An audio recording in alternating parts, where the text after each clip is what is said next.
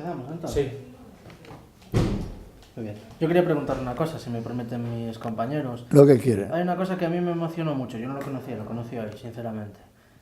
Que habiéndose despedido de su padre con 9 años, y los que no tuvimos la suerte de conocer al nuestro, ¿cómo es que mantiene tan fuerte ese vínculo y esa necesidad de honrarlo? Porque yo era el niño mimado. Éramos 9 hermanos y en el panteón donde llevé los restos le puse: papá, descansa en paz, te lo pide tu hijo mimado. En ese mismo lugar en mármol está grabado lo que no está grabado en ningún panteón español, que dice que Severino Rivas fue asesinado por los falangistas y la fecha del asesinato, y que vuelve a su pueblo a descansar en paz. Mire, usted no tuvo mucho tiempo de compartir con él. 9 años. Yo lo perdí cuando como era niño, me despedí sin ningún problema. El que tuvo problemas fue él. Porque yo no razonaba como podía razonar hoy, algo por lo menos. Y después lo perdí cuando tenía 16 años, cuando lo asesinaron en España. Yo creo que lo de mi padre fue lo que fue de muchos otros. Las órdenes de la revolución eran más organizadas por el general Mola, que que donde se llegaba a los pueblos se asesinara a las personas que tenían trascendencia moral, principalmente, para que no hubiera una resistencia positiva. Mire, ¿usted recuerda el momento de la noticia, cuando le llegó la noticia de que lo habían...? Sí, cuando llegó la noticia yo tenía 16 años y llegó la noticia por carta, que el tiempo de la comunicación llegaba muy atrás. Yo nunca pensé volver a España por el asesinato de mi padre. Pero después había hecho una promesa a lo que fue mi mujer y la traje a ver a su tía. Y ahí volví a encauzarme con la familia. Pero yo a España no pensaba volver nunca. En la Universidad de Salamanca, usted sabe que presidí el decanato en Salamanca, invitado por la Universidad de Salamanca, me permití preguntar, y una señora me preguntó si yo había perdonado a España. Le dije que no, porque en principio mi padre me mandó fuera de España porque veía un mal futuro para mí en España. Quiere decir que mal. Pierdo a mi padre, pierdo la estadía en España por lo que era España mismo. Y después, cuando estoy en Argentina, me matan a mi padre. Entonces yo no tengo ni nada que perdonar ni nada que condenar. Lo que yo condeno es a los que cometieron los crímenes. Porque los crímenes fueron crímenes de lesa humanidad. Fue una barbarie la Guerra Civil Española. Como decía don Miguel de Unamuno, fue una guerra incivil, fomentada por el ejército, la religión y la monarquía. Eso es el resultado actual, donde España sigue en una crisis económica insoportable. Porque todo se ha manejado por directivas de un dictador. Ninguna dictadura del mundo termina en una mejoría económica del pueblo. Ninguna de ellas, ni en Rusia, ni en Italia, ni en Argentina tampoco. Menos mal que en Argentina se juzgaron a los criminales, como correspondía. Y también en Chile, el doctor Garzón también juzgó a Pinochet, otro dictador. Los pueblos siguen queriendo ignorar a los dictadores. Y los dictadores son la desgracia de la humanidad. Yo he visitado en Argentina, no se hablaba mal de Perón. Nadie hablaba mal de Perón. Yo vine a España, nadie me hablaba mal de Franco y estaba matando gente. Estuve en Italia, nadie me habló mal de Mussolini. En Alemania nadie me habló mal de Hitler. Y yo pregunté en todas partes por los dictadores. Y Franco tiene la calificación de ser el asesino más grande del siglo XX. Más que Stalin mismo. ¿Por qué piensa que fue más asesino que...? Porque hubo más muertos con el gobierno de él que en el gobierno de Stalin, en asunto asesinato de lesa humanidad. Y mire, lo que comentábamos antes, que aquí hubo lo que denominaron una transición democrática, que en realidad está convalidada hasta cierto punto, porque ni se juzgó la anterior. Es que no hubo transición democrática. No puede haber transición democrática en el momento que está redactada por un dictador. Él mismo dijo que dejaba todo atado y bien atado, y lo dejó atado y bien atado.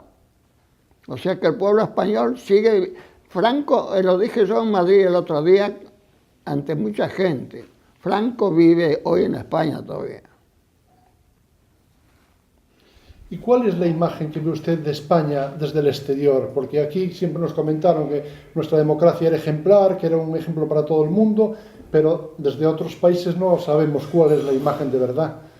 ¿Usted qué perspectiva tiene? ¿Sabe qué pasa? Que en la Argentina mismo se aprecia mucho a España, pero la gente no opina de su problema. Ahora apareció algo que les fue trascendente porque es una cosa que no es una realidad, pero que es ficticia.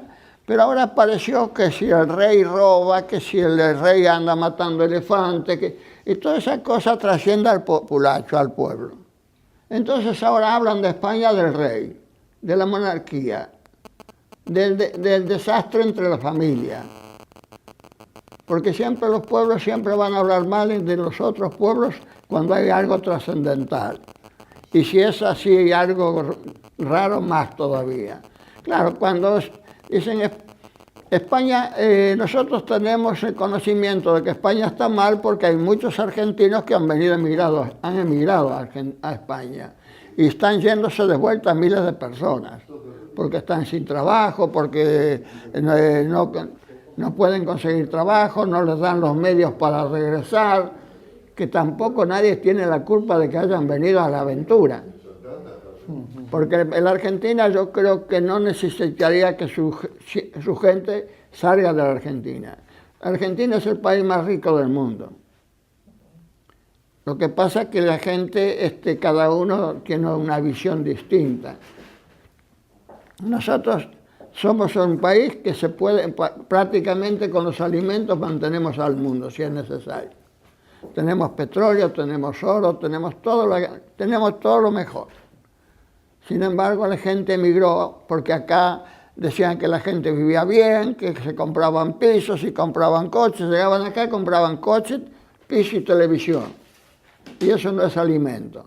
En la Gran Vía, patacas no se cosechan. Mire, usted presentó la querella hace 3 años o así. Más. Bueno, algo más ya. Fue en abril del... Sí. ¿Y cómo está ese proceso? ¿Espera que vaya adelante? Porque aquí en su momento, pues hubo, se presentaron querellas a título individual, la gente, familiares, pero ni el Estado promovió que sus fiscales lo buscasen y no hizo nada.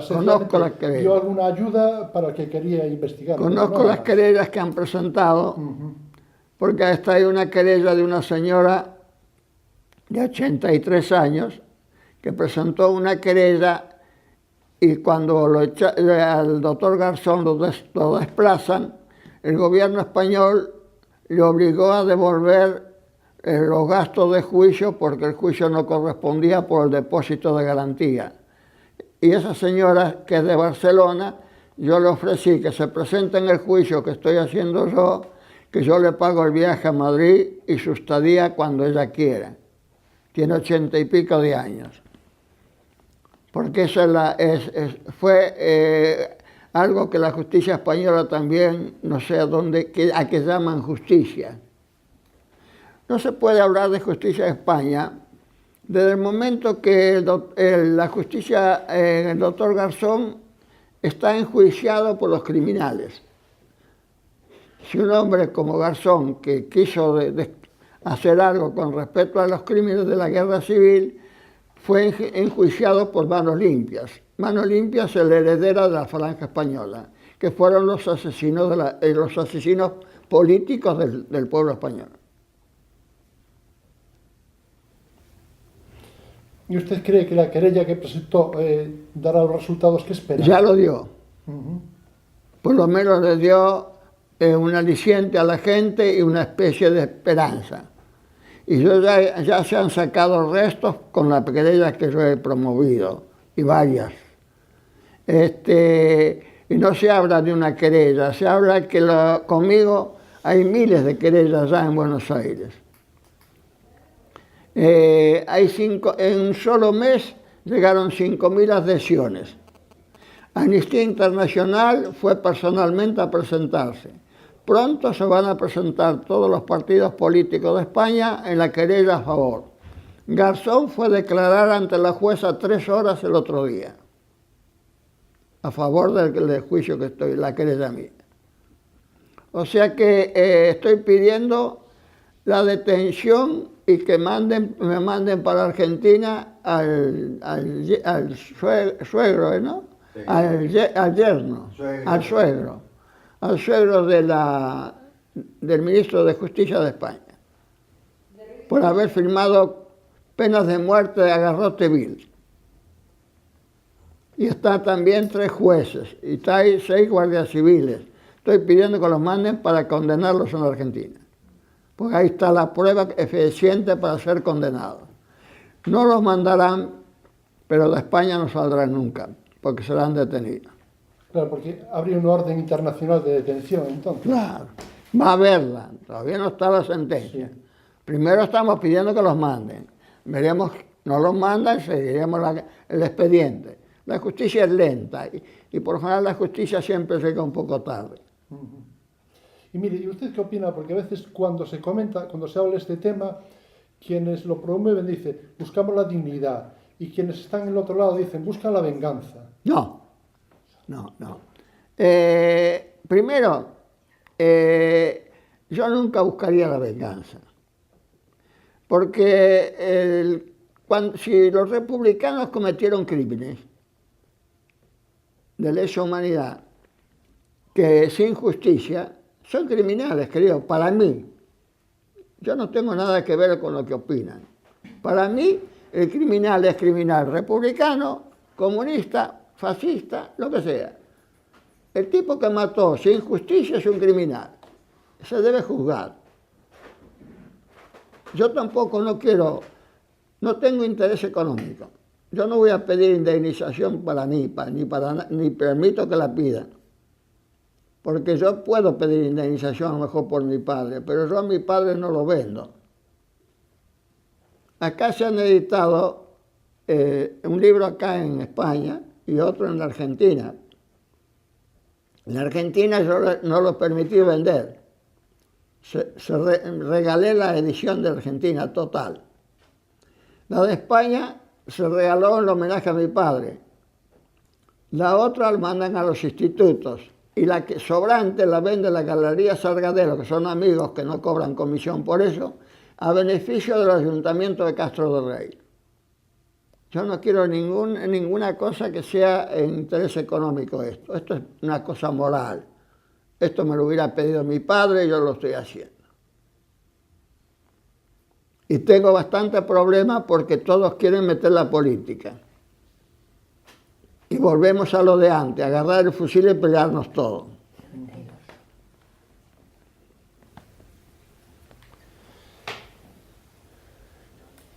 Darío, tú Háblame. Te hablo más claro.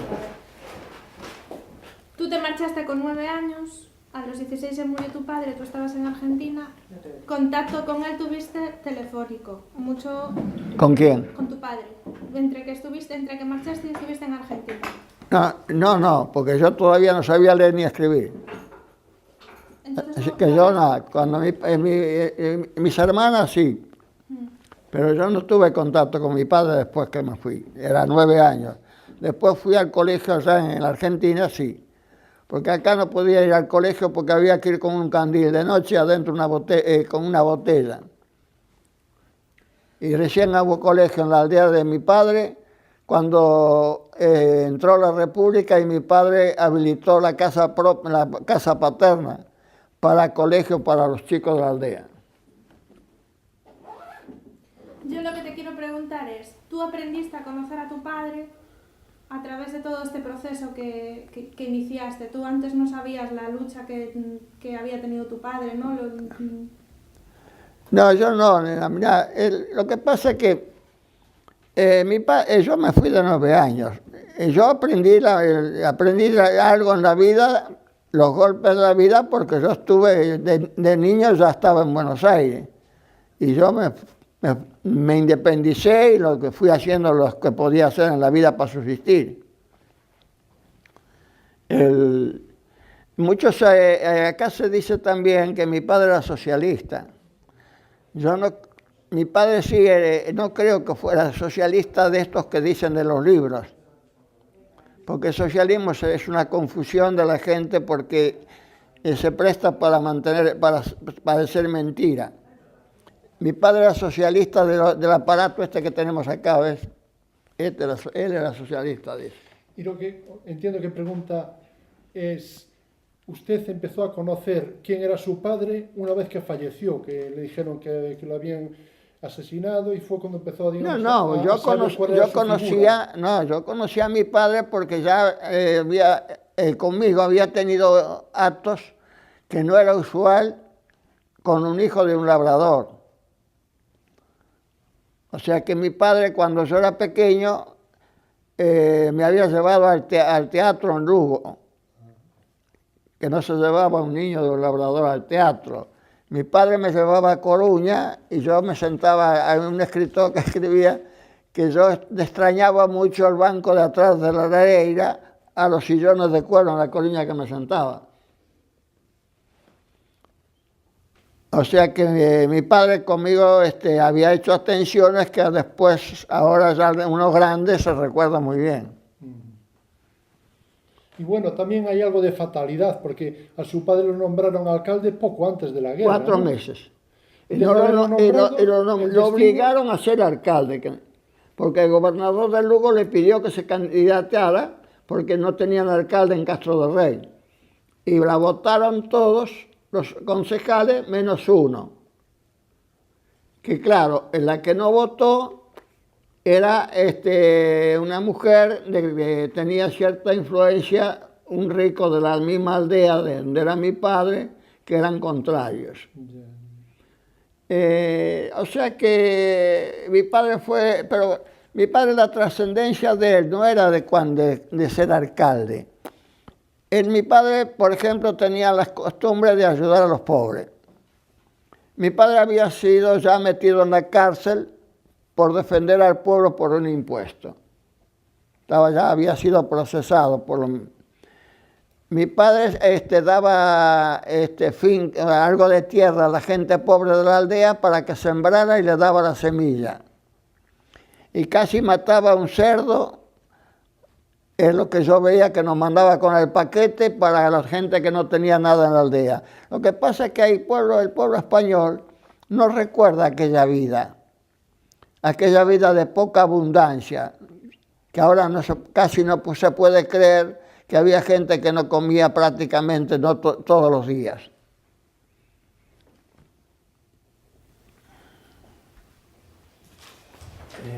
Usted cuando empezó la guerra civil tenía 16 años ya.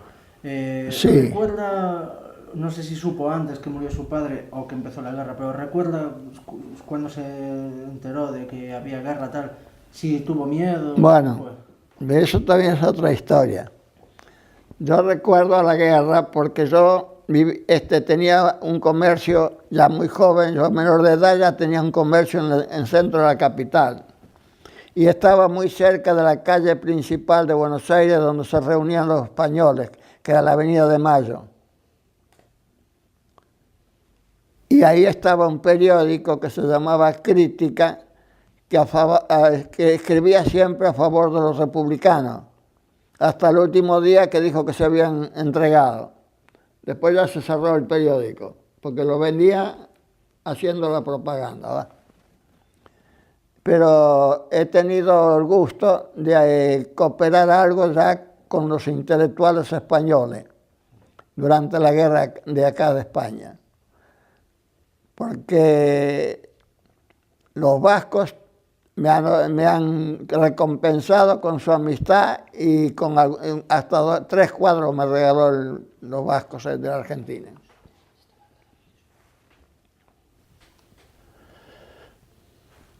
Entonces, ¿usted se enteró en ese momento que la guerra había empezado? Sí. ¿Y qué pensó en ese momento?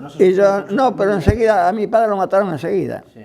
O sea que la primera llegada a Galicia lo mataron a él, en Lugo, y lo mataron al jefe de las tropas de asalto, y lo mataron al doctor Vega Barrera, que era un filántropo en Lugo.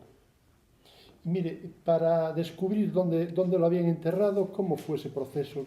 Porque todavía hoy mucha gente no sabe dónde están enterrados sus antepasados. ¿Y usted quería los milagros? No. Pues no existe. Yo he venido a España en el año 52 ya. Yo quise ya hacer algo, pero mis hermanos tenían miedo, En el 52, como todos. Entonces, mis hermanos, como había mi mala idea, nunca me dijeron dónde estaba enterrado mi padre. Se llevaron el secreto a la tumba, pero ellos lo sabían. Nadie me dijo, nadie me dijo nunca dónde estaba mi padre enterrado. Se llevaron el secreto a la tumba y había un señor que hoy es alcalde de Monterroso, Gato Soenga, que escribió en el periódico El Progreso de Lugo que mi padre había sido silenciado para siempre porque el cementerio de Puerto Marín lo habían inundado para el Bélezad. Ahí se terminaba la historia de Severino Rivas. Bueno, sigo viniendo, vengo yo a España en 52, después vengo en 56, y en una oportunidad la gente de amigos míos de Castro del Rey han propuesto de que a mi padre se lo homenajeara por lo que había hecho por su pueblo, con el problema de que el alcalde era del PP. Pero como todos los concejales votaron a favor, y el alcalde pidió que él no sabía por qué se le homenajeaba en esa forma, entonces hizo un informe en el pueblo. Y el informe daba que le sobraran méritos para ponerle el nombre a la calle y a todas esas cosas. Entonces deciden poner el nombre en la calle. Cuando se deciden a poner el nombre en la calle, me citan los amigos, me mandan nota a Buenos Aires que venga, que quieren que esté yo. Claro, yo no quería venir porque mi mujer no estaba muy bien en aquel momento, pero decidí venir con una sobrina, que ya la había llevado yo para allá y para que viniera a ver a su familia. Y vine para la inauguración del puesto del nombre a la calle.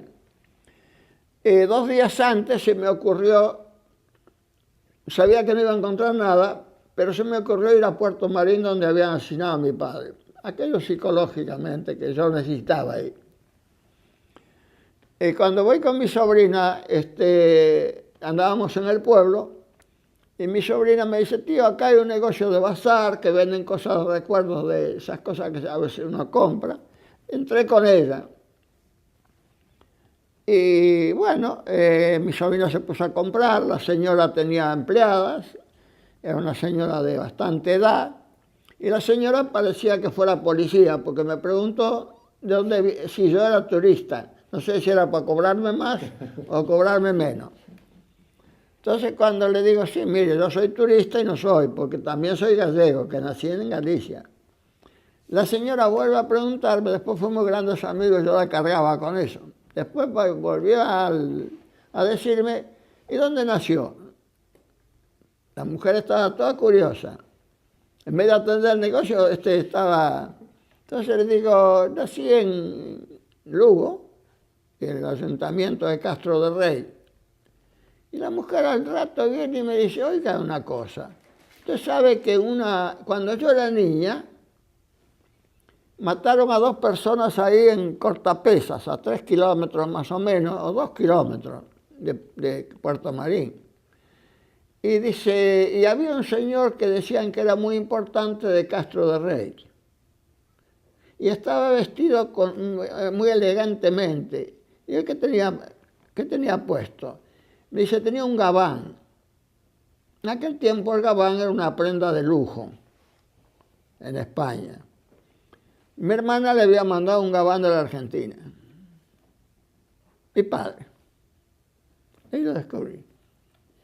Fui al carnicero, después fui a un señor que estaba al lado del cementerio de mayor edad, también como yo, y me dice, sí, yo lo llevo. Me llevó y decía, acá está su padre, y acá estaba el otro señor de tropa de asalto que fusilaron los falangistas, que lo robó la familia para Sarria una noche, y acá está mi padre que está fuera de Camposanto porque lo mató mi hermano. Estaba mi padre ahí. Ahí encontré a mi padre. Ahí fue donde empezó después la historia para la recuperación de los restos, porque tuve problemas con los curas, pero que salieron mal parados ellos. Y de ahí lo llevaron al cementerio. No. Sí. Sí, después hice todos los papeleos, las denuncias correspondientes, y lo llevé al panteón como correspondía, exhumándolo como corresponde, los poquitos huesos que pude encontrar. Sí, al panteón de Castro de Castro de Rey. Sí, allá a Loentia, a la aldea donde mi padre era. Están llevé los restos para estar con su mujer, que es mi madre.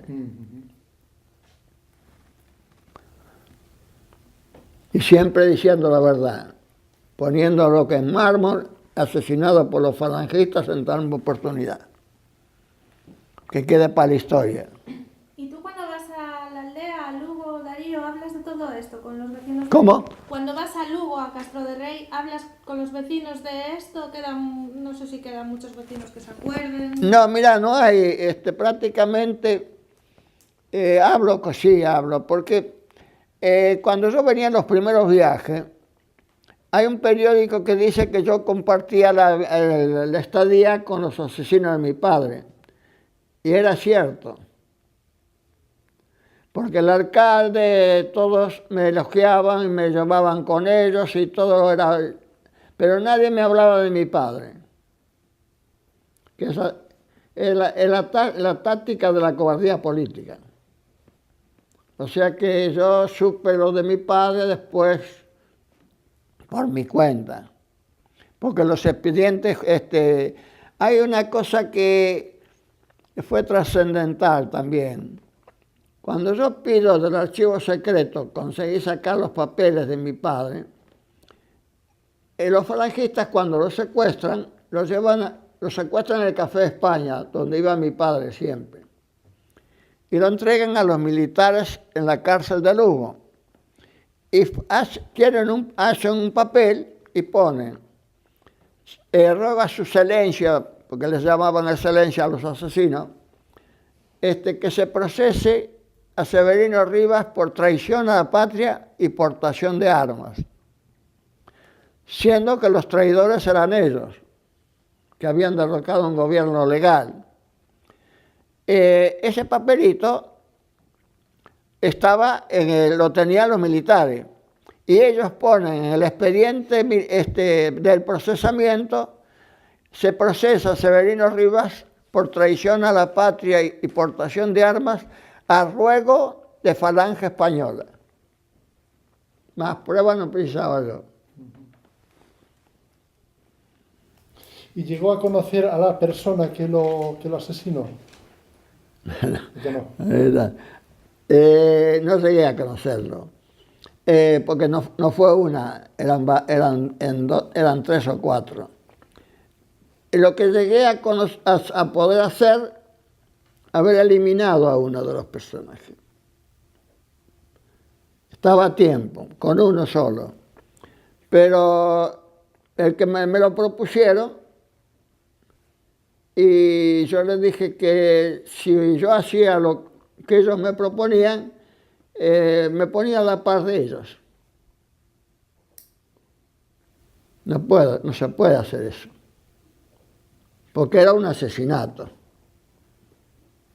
Eso bajo ningún punto de vista.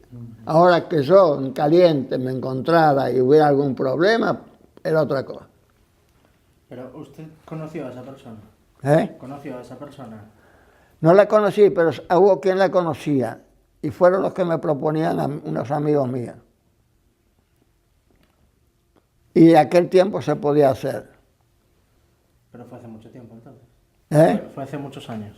Y fue cuando yo, aquel tiempo que fue en el año 52 casi, o 52 o algo más, pero creo que fue en 52. Fue la primera vez ya cuando yo supe que lo habían asesinado. ¿Y con la gente de su pueblo natal, guarda rencor a alguna persona o tiene buena relación con ellos? Porque después se descubrió pues esa cierta relación de hipocresía que tuvieron con usted. ¿Qué opina de ellos ahora? ¿De quién? De los vecinos del pueblo. No, yo de los vecinos, yo no puedo opinar porque tampoco puedo opinar de mis hermanos. Porque mis hermanos, ¿por qué se llevaron el secreto a la tumba? Ahora, si lo analizo, fue para salvarme la vida a mí y a ellos mismos. O sea que todo tiene un motivo. No era fácil. El pueblo español todavía hoy le tiene miedo a Franco. Porque hablan como... No. ¿Qué crees que pensaría tu padre de todo lo que estás haciendo? ¿Qué crees que pensaría tu padre de todo lo que estás haciendo ahora? ¿Yo? Tu padre de lo ¿Qué opinaría? Sí. Y capaz que decía que no era un mal hijo.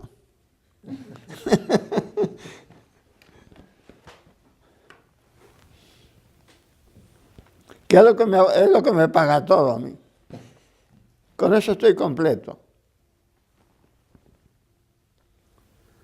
Mira, tú cuando te fuiste, tenías 9 años, te despediste de tu padre en una lancha, ¿no? ¿Cómo? Tú cuando te fuiste para Argentina te despediste de tu padre en una lancha, digo, pero en aquel momento no sabías lo que iba a pasar ni que no lo ibas a volver a ver. ¿A ti qué te hubiera gustado decirle? ¿Qué le dirías hoy? Y no, pero es que él apreciaba los valores. O sea que no... Él siempre fue un buen consejero, mi padre. O sea que él hubiera apreciado los valores. Porque él al final lo mataron por ayudar a la gente pobre. Porque... Digo, Darío, tú te despediste de tu padre pensando que lo ibas a volver a ver. Sí. No lo volviste a ver. ¿Qué te hubiera gustado decirle que no le pudiste decir porque no sabías que no lo ibas a volver a ver? ¿Qué le dirías hoy si te pudieras despedir de él en condiciones? No, yo lo único que le diría es que me agradeciera lo que estoy haciendo, porque ¿qué quiere que le diga? Si ya bastante le pedía hasta ropa para mis hermanos cuando se iba de la casa. Sí. Mi padre conmigo se portó como padre. Yo tampoco no lo puedo. Todavía le debo el pasaje. Así que mira si estoy en deuda con mi padre.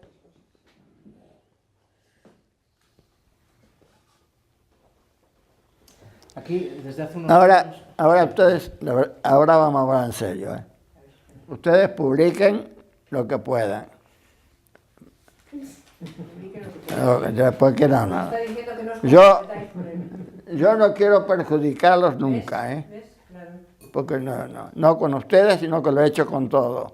Y tengo muchos periodistas amigos, porque yo sé cuál es la situación de España. Bueno, Lo que pasa es que tenemos que hablar. Puede considerarme pero malo, podemos soy temerario, así que no podemos de consejos que yo no le voy a hacer caso. Podemos hablar claro porque son como podemos mantener la amistad. No, pero yo no vengo para perjudicarlo. Yo, total, con respecto al gobierno, a la oposición y todo, yo ya lo pasé eso. Yo no le tengo miedo a nadie, ni a Franco, ni a nadie, ni a Felipe, ni al otro, nada, ni al rey. Yo a algún funcionario de lo máximo de España le dije, me habló y me retiré de él sin saludarlo, porque yo no soy plebeyo, ¿eh? Yo quería preguntarle precisamente por eso, ¿no? Si usted sintió la derecha, bueno, quizás de algún modo podemos decir, aquí no nos oye nadie, ¿no? Que fue sucesora de aquel régimen. Hay alguno de izquierda acá, ¿no? No pasa nada, es de confianza también. Pero ¿sintió respaldo de la gente de izquierda? No, que hubo, que hubo esa transición, por lo menos? No. ¿O también se quedó en el camino? De los políticos no tengo respaldo de nadie ni la quiero, porque yo no quiero ni política ni intereses económicos, porque si no, ya no sirve. Los políticos ya hicieron la guerra civil.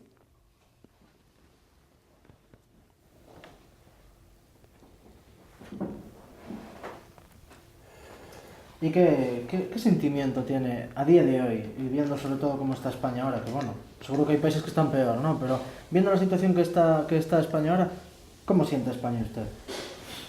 Bueno, pero España está...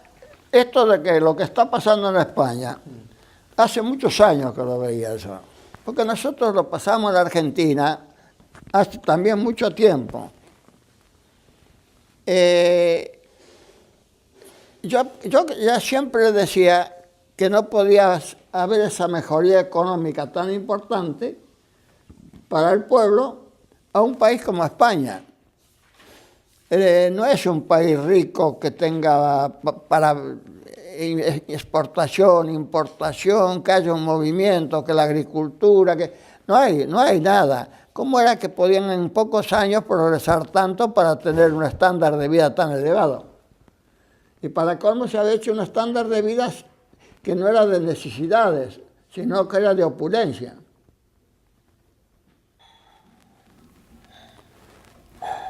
O sea, que cree que aquí nosotros nos... Ustedes gastaron más de lo que debían gastar. Eso lo dice la derecha. No lo pongas ahí, ¿eh? Eso lo dice la derecha también. No, pues mira, ustedes entraron a un problema. El país no pidió crédito al país. Acá pidió crédito el país directamente. Y del crédito que le dieron al país, despilfarró.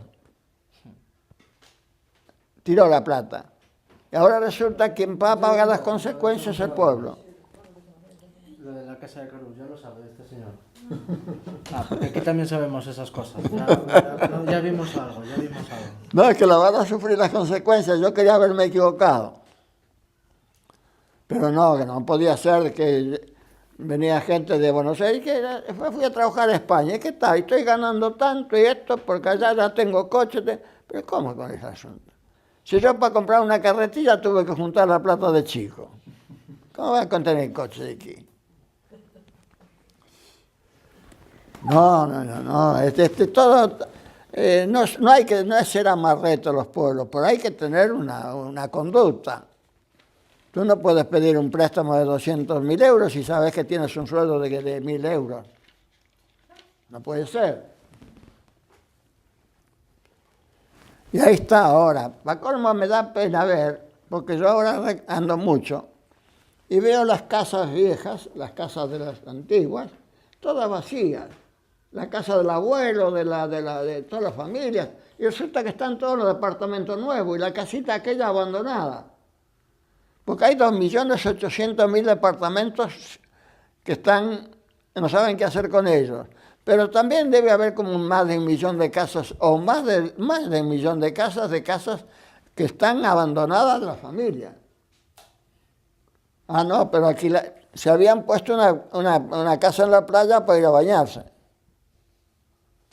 Pero en la casa en la playa no daba patacas ni nada, ¿viste? No. Usted, ahora que comenta esto, en algunas aldeas de la provincia de Ourense, yo tengo visto donde hubo mucha inmigración, sobre todo a México. Y luego cuando llegaba la emigración gente y muchos emigrantes allá con dinero. con mucho dinero, llegaba a España y hacía casas nuevas al lado del pueblo viejo, pero el pueblo viejo lo dejaron caer, daba la impresión como si se avergonzaran de haber sido pobres. Yo no sé si a lo mejor ese mecanismo, si vi algo así en la inmigración. Yo, por ejemplo, yo tuve a lo mejor la suerte de no haber pasado necesidades, pero yo he visto las necesidades de España, no sufridas por mí, porque mi padre era labrador, pero también era un labrador que ya tenía una casa que la había construido alguien de Madrid para veranear en Galicia, era una casa ya de 3 pisos en la aldea.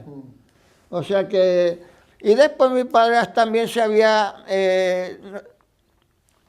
especializaba en todo lo que podía para entrar a solucionar el problema de su familia. Y entonces se dedicaba a comprar montes y hacía las traviesas para el ferrocarril, con la marca de él.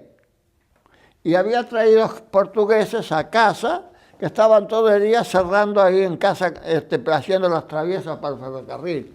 O sea que tenía una entrada algo distinta al labrador también, una cooperación exterior. Pero en España se pasó mucha hambre. España fue el país que más tuberculosis tuvo en Europa, por falta de comida.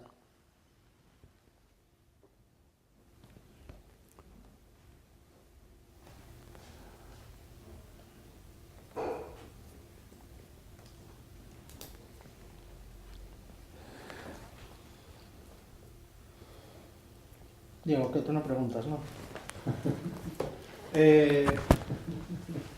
Esa es. Me gustaría preguntar una cosa. ¿Me oye bien? ¿Me oye bien? Sí, a ver. Usted está en el fondo honrando la figura de su padre, la memoria de su padre. ¿Siente que ya lo hizo? Ya está ese capítulo cerrado? No, porque ahora estoy... No, pues tengo la esperanza de continuar, que continúe el juicio como va hasta ahora. Yo tanto es así que tengo la pretensión de que la jueza venga a España a tomar declaraciones en la embajada. Es un juicio de mucha trascendencia. Los abogados de Buenos Aires no han atendido tantas querellas como están llegando. Por lo menos la dictadura de Franco va a ser juzgada, y ya es juzgada, y ya hubo éxitos también. No te olvides que hay 30.000 niños desaparecidos. O sea que no. Y lo que me extrañó siempre que no se haya hecho esto haberlo hecho antes. El doctor Garzón quiso hacerlo pero no sabía por dónde empezar, y eso que era abogado, pero se le metió el prevaricato. El prevaricato es una realidad. Él no puede hacer un juicio si no tiene la causa. Él no puede crear una causa. Ese es el prevaricato. Tú sos juez y no puedes crear una causa contra alguien. No, los demás bien tienen la causa, pero él no la puede crear. Eso se llama prevaricato. Por lo cual lo metieron. Pero a él no lo metieron por prevaricato. A él lo metieron porque le estaba descubriendo el robo. Gürtel y todas esas otras cositas raras que estaban moviéndolo, y ahí ellos dijeron, ¿cómo lo sacamos de delante? Con el prevaricato afuera. Matan 2 pájaros de un tiro. Yo le junté al doctor Garzón 5.000 firmas en Buenos Aires para que lo repongan en el puesto. 5.000 firmas. Y hay, por ejemplo, pedido de más de 700 abogados americanos que se haya repuesto en el cargo. Ahora le dieron el cargo en Buenos Aires de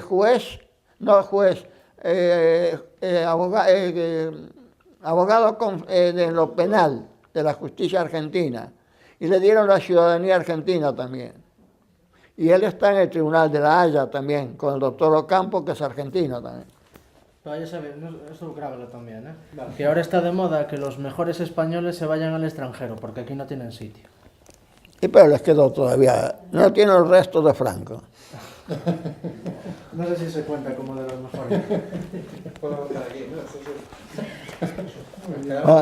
Voy a mostrar algo para que Quiero vean. preguntaros una cosa a vosotros. A ver. La entrevistamos a nosotros.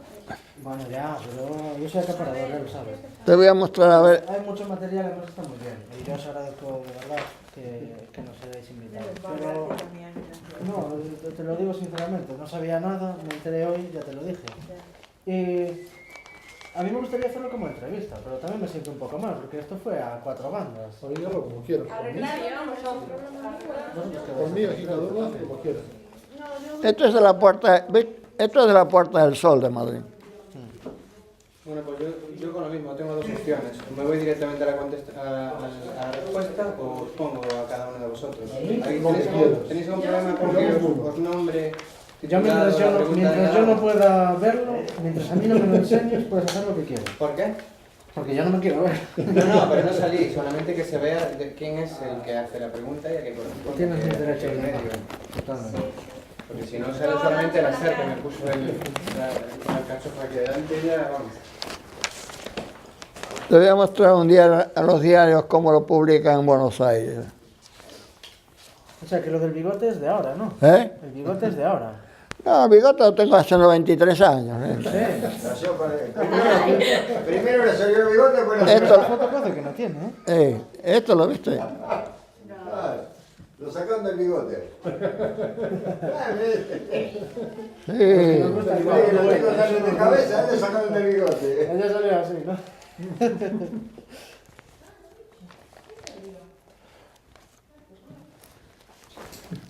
Publican. ¿Aquí en Vila García habló alguna vez en público, en alguna conferencia? No. El otro día hablé en un altar, hablé 2 veces ya. ¿En un altar?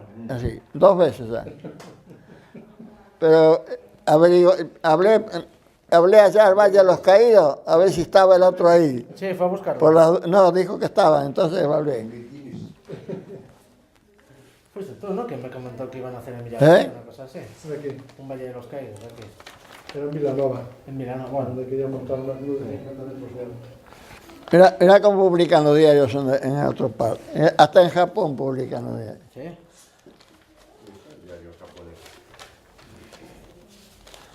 Este fue el que le creó problemas al Jornal de La Coruña, ¿ves?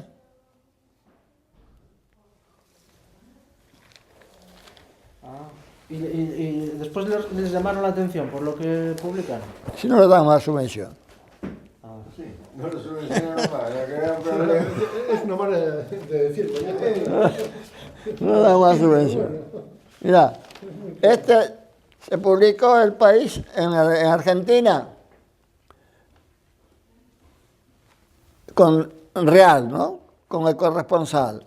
Mandan la noticia el corresponsal de Buenos Aires a España, se publica el País en España con la mitad de lo que dice esto. Hacer juicio a la dictadura no era fácil tampoco, tenías que tener la prueba. Vos sabés que lo único que tenía la prueba para que la justicia argentina aceptara el caso fue lo mío. Yo tenía hasta la firma de falangistas que le detuvieron a mi padre.